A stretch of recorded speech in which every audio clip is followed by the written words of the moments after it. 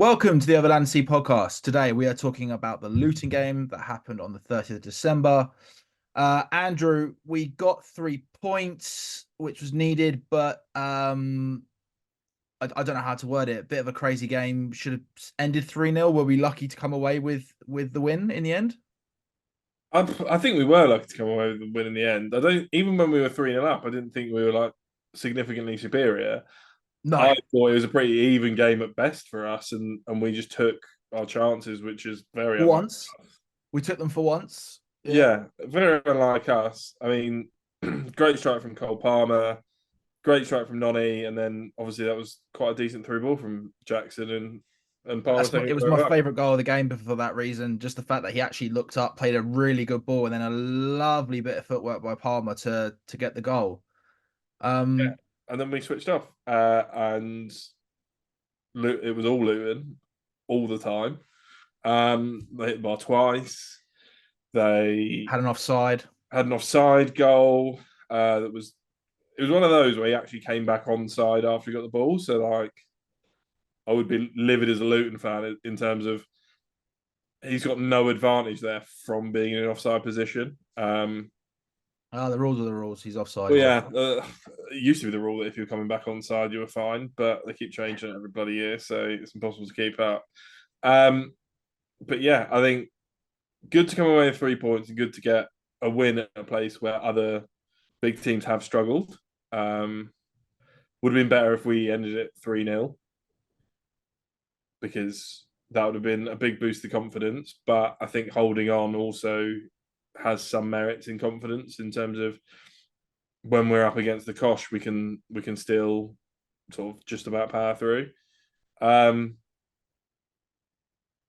Relatively decent performance. I thought Thiago Silva was brilliant again. Yeah. You can. The only time you fault him is when he makes a really big mistake, which just does not happen. Other than that, he just does the job week in, week Yeah, out. So yeah. It was like he's made one mistake this season, and everyone jumped on his back that he's too old for it. And it's like you obviously don't watch him week in week out because he is fantastic week in week out, and he makes four mistakes a season max. if that. And usually they end up costing us because if he makes the mistake, then there's no one really covering. But yeah, overall, like not a terrible performance, but it wasn't great. I'm glad you said that because I was thinking that when I was watching the game, I was going, even when we're 3-0 up, I'm going, we're 3-0 up, and I How's feel this like it's happened? Yeah, not a good performance. yeah. What do you think that was? What do you think that was actually down to? Because I really struggled to put my finger on it in terms of something that was missing, or was it just that same old issue of? I think one of the commentators summed it up really nicely with Jackson, where he does like a really nice bit of play, and then he does like a shocking pass afterwards, which is why I was so surprised that that through ball went so nicely to Palmer. Do you think it was that like that last pass or that last final bit just wasn't working, or what? Because I can't quite put my finger on it. No, I think it was just we didn't dominate the game. Like I think Kenilworth Road is a difficult place to go. It's a very tight pitch, um, and they play a high energy style of football and don't let you really rest on it. Um, where I think this is one where we've spoken about it in the past, where you've got games upon games of us dominating the ball because everyone's sat back in a low block Yeah, and then counter attacking, and we dominate the game. We can't score a goal, and then they end up getting one on the counter. I think this was almost the complete opposite, where Luton wouldn't let us settle on the ball, wouldn't give us any time, and inevitably we ended up having a more even game and didn't look dominant in the game. But it meant that when we did get chances, there was actually some space and there was a decent chance. I think Luton kind of had an us game where they tried to play out from the back, cocked it up a couple of times, and it gave us good chances. That was definitely Cole Palmer's first goal. yeah. I Um, mean, I was so happy that we actually took a chance from a mistake. I find that normally, when we've not been able to capitalize on other teams' mistakes as much. So it was a great strike as well. well, Um, I just think that on that we it's not that we haven't been able to capitalise on other teams' mistakes. It's just the fact that the mistakes haven't been as big. Like when we make a mistake, because we're passing out from the back, it's usually like a goalkeeper or defender passing it to an attacker. And then it's sort of like a 3-on-4 or something where they've got a really good opportunity. Yeah. And I think that's what we got in this game. Whereas usually they'll kick it long and whatever. If they make a mistake, then there's 6 people back and they can probably deal with it. And I think that was the difference, that they kept plugging away, and it does show that sometimes you'll make those mistakes, but in the long haul, you can come back from it. And I think Luton were very, very close from coming back from it. A lot of pundits were saying that if the game continued for another 5-10 minutes, Luton would have got a draw, maybe even a win. That's how I on top wouldn't they were in disagree the with that. last. Like I said, Yeah, I don't think they deserve to go 3-0 down. I mean, they were so resilient. Like they didn't give up at all. I mean, I think we were quite lucky, to be honest, to come away from that three as winners. So I'll take it. yeah. On this season, if you go like, what game should we have won? I wouldn't put that in there. I think there's a No, lot of games that we've lost that we should yeah, have won, no, and I we think said that that that before. would have been a Yeah. draw as a fairer result. Oh, I agree. I mean, I hate to say it, but I actually felt sorry for Luton. And I'll tell you what, if they Mm. keep playing the way that they're playing at the moment, it might be a tight finish, but I reckon that they could stay up. I think I they're getting good results at Kenilworth, and I think that's what they need to do, and potentially change their style of play away from home a little bit. That I think other clubs like Forest, etc., are playing, where it's more of a low block and counter attack, yeah. because they've got players to do a counter attack. They've got a lot of pace in their team. Um, we're here to talk about Chelsea, and Noni Madueke's strike, unbelievable. I won't lie. Only place he could have put it. But when he was like, I don't know what you want to call it, facing the defender up or his little stutter, I was like, what are you doing? Do you even know what you're doing? He knows what he's doing. And then all of a sudden he just struck it, and I was like, I don't know where that came from. I told you the bloke is a footballer. Like, he's a player. He's big. I thought he had a He's good got it. game. I thought he had a good game. He's got it. I'm scared that he'll be a bit Joe Coley, where he constantly has these peaks and troughs. Like, a bit like Pulisic was, where it's like peaks and troughs, gets injured, takes him a while to get back up to speed, has a few really good games, and then gets Dips injured again. again. That's what I'm worried about with him. I think he's got ability, and also the fact that because we've got Mudryk, because we've got Sterling, because we've got Cole Palmer, it's not the easiest position to get into the team at the minute. No, and there Although, are talks still of him going out on loan. which I don't think is a bad thing. If he can go out on loan, It's not a bad thing, but it's 15 that games, it's and that classic. Yeah, but it's that classic thing, isn't it? Like guaranteeing that he's going to get the games. I think he would. Again, it is just about loaning him to the right team, Yeah. not loaning him to a team that, well, one, making sure the manager wants him, because that's what's gone wrong with Andre Santos. The manager was not involved in that apparently at all. Um, And they brought in a lot of other players. and they brought in a load of other players, and two, not loaning him to a player because, oh, this player's injured, loaning him to a team that need a winger. Yeah. And I think there will be a lot out there. I think I was reading today that we've got a problem that we can't actually loan anyone out abroad No. because we've loaned too many players out. Yeah. There is talks of recalling Ziyech because that loan's not going particularly well, which in theory gives us an extra one out. But I can't see Ziyech going abroad, so I think Noni will have to stay in the Prem. And I struggle to think of one, not that I've tried that hard, off the top of my head, that would want him, that play that style of play and don't already have those players. You end up looking at like, not like, in my head, I'm thinking a Palace would be great, but they've got Do you know what? Elise. Elise is incredible. I was thinking that, and I was like, do you know what I'd love to see is if we were able to like somehow buy Elise and loan Noni for like a season and a bit, and just sort of see if that's sweetened the deal. Maybe with an option to buy, because I think Elise is mustard. Especially the But last Palace couple of is the weeks I've seen him, he's been incredible. well, Palace is the first team that I thought of, and I was like, do you know what? If we get some cheeky swap deal, I'd take that in a heartbeat. Going back to what you're saying about stats quickly, I mean, Luton actually had more shots than us. They had 15 shots. We had 12. On target though, they only had 6. We had 8. And possession wise, it was 52 to 48. Luton had 52% possession. Passes accuracy was 1% difference, 83 and 82.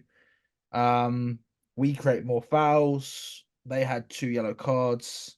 Created more fouls or committed? Well, we committed more fouls, I should say, not Okay. created. I do Yeah. apologise. Well, I just because I didn't know which way around that was. 21. Well, we committed 21 fouls and they only committed 14. Oh bloody hell! And we only had one offside, which I was actually really happy to see. And so progress. Um, Okay. they had five, and I'm not going to bother with the corners, but they were very dominant with set plays. To be fair, every time they got a set play, I got more and more worried. Um, but we know set plays is an issue for us. Yeah, and we like giving them away as well. We like committing silly fouls that they're not really going anywhere, but let's kick them over anyway. Um, so all we can do is move on to the next one with that and improve week on week. But I'm not seeing a lot of improvement No. in the silly fouls. What did you think of the starting 11?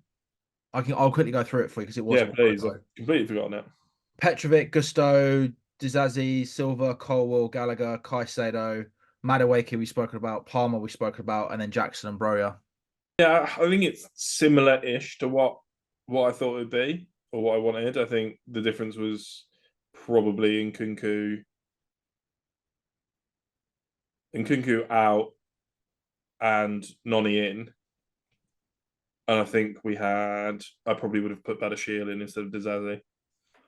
Yeah, it wasn't far off. But I do think it gives other teams something to think about. I think Jackson plays better when he's not got a set role of has to be the target man and has more freedom to drift. Well, I actually heard as well that he was predominantly a winger. Villarreal was he? Yeah, which would explain a lot. Mm. So when I heard that, I was like, Certainly a oh, surprise. fair enough. That's why he likes working with a second striker because he's not normally the main striker. That's so us. Yeah, Buying someone that doesn't really play striker and playing him striker. yeah. That's what Brilliant, Chelsea do. brilliant bit of transfer business there from the new executives or whatever the fuck they're called. It was Todd Bowley, Um, wasn't it? It huh? was chief. Todd Bowley was chief scout, chief negotiator, judge, jury, and executioner, wasn't he? In the summer we won. I can't keep track. Amount of changes we've had in the board and all this jazz. I just can't keep track of it. I don't like it. For me, I've always said it. The manager should be the one, not doing the negotiating, but the manager should be the one talk about who he wants in his team. Um, but yeah. So who was your standout player for the Luton game? I think it was Thiago Silva, just because of that soaking up the pressure at the end, especially. I think he was the main man in that. I think we did generally throughout the game defend quite well. Well, in the first half, we definitely did. Second half, we struggled. But Thiago Silva came in with some really important blocks and crosses, and headers away from crosses. Just on that with the Thiago Silva thing, there's been a little bit of, don't want to use the word controversy, but people have commented on the fact that he was in a bad mood after the win. And even Poch came out in his press conference and said like, yeah, he's never happy.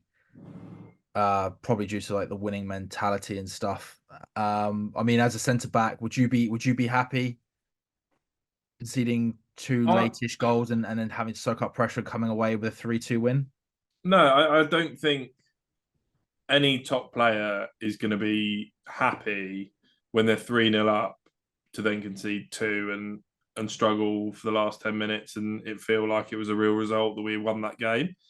I think when you're 3-0 up, you either stay 3-0 up, tighten up and sort yourselves out, or Or you maybe you score more. concede one. Or yeah, you soak up pressure and catch them on the counter attack and score another one. But conceding two and looking very likely to concede a third If not a fourth. is not something that a top player is going to be happy with. And I think Thiago Silva is a bit of a perfectionist in terms of if he ever concedes a goal, like his team ever concedes a goal, he's upset about it. We could be 6-0 up and then we concede a goal. I think he's going to be pretty upset about it. So I haven't got a problem with him being upset. I think if he was happy and over the fucking moon, I'd be more worried about it that he's Well, happy with that level of the oh, celebrating bit. straight through, great. yeah, the celebrating thing can go one of two ways. In the fact you can realize it can be looked as you can realize that we just had to dig out a result, regardless of why we had to dig out that result. And we've got a big 3 points that we should be winning in what ended up being a very tight game, close game in the end. But I agree with what you're saying. I think with you look at the teams that he's played in, the amount of times he's been captain for those various teams and who he's played with, it's no surprise that he has high expectations. And I don't think it's a bad thing. If anything, I think we actually need more of that within within the team. So I don't know why people have been um complaining about that and says, "Oh, he doesn't look happy that we've won." I don't think it's got anything to do with that. I think it's actually to do with the fact that of the performance. Um, so yeah, fair play. My man of the match, I think I'll give it. It's for me, it's Madueke or Palmer. I was very impressed with Two Madueke. goals and assist for Palmer. Just No, I know I'm gonna give it to Palmer, but I've been quite uh negative towards Madueke, haven't I? And I did think that he had a good game, so I will give him a special shout out. Any other players that you want to mention? uh, Conor Gallagher again is our midfield most of the time. I think I do think we lose something with Cole Palmer in midfield. Yeah, I think that's partially why we went so dominant with the in terms of controlling the ball, because when we have three midfielders that will win the ball back, we have a lot more possession. I think he's very good at closing channels and not really pressing, but causing getting himself in a position where he reduces the amount of out balls the player that has the ball has, so that Connor can press them.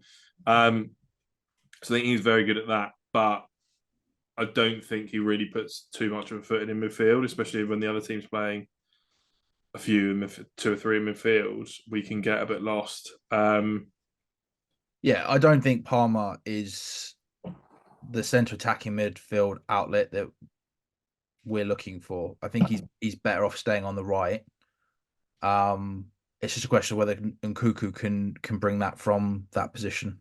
I think for me, I haven't seen it yet, but maybe he's he's not saving really. himself for attacking things because he's not match fit, and then trying He's to not. watch him. He's And still trying to get with gel with the team. They are being careful with him. I have heard that he will not be playing against Preston. He will start on the bench. yes, He's had a bit of a knock or something during training, a little bit of a wobble, so they have to be careful of him again. But yeah, Gallagher is the midfield, which over this month I'm very worried about with the whole contract negotiation standoff and the fact that there are teams eyeing him up because I think we'll be worse off without him I agree. because I don't know who they think of to bring in to do what he does for us, and then the bit extra that we've said that is missing, which is goals predominantly. Yeah, I think you almost have to change something about how we play Yeah. to try and make it work without him at the minute. Well, So, the other thing is as well is the Lavia's injured again. yep. So everyone keeps going on about Lavia, and I'm like, just he's not been able to do anything this season. Really, he's made one appearance. So I'm worried to put our trust in him when he can't get match fit, can't even stay fit to be honest. So anyway, moving on. So anything else that you want to discuss from the Luton game? No, Lovely no, stuff. I was happy with that. It was a good 3 points, but Well worked, not well worked, but well grounded out performance. I think is the phrase. Right, with that then, thank you all for watching. Happy New Year is the new year. And yeah, like, follow, share, subscribe, comment, notification button, and stay tuned for the FA Cup home leg home fixture, FA Cup home fixture against Preston North End. Leg home fixture, Preston, fun home fixture, cup Yeah, tie. yeah, that one.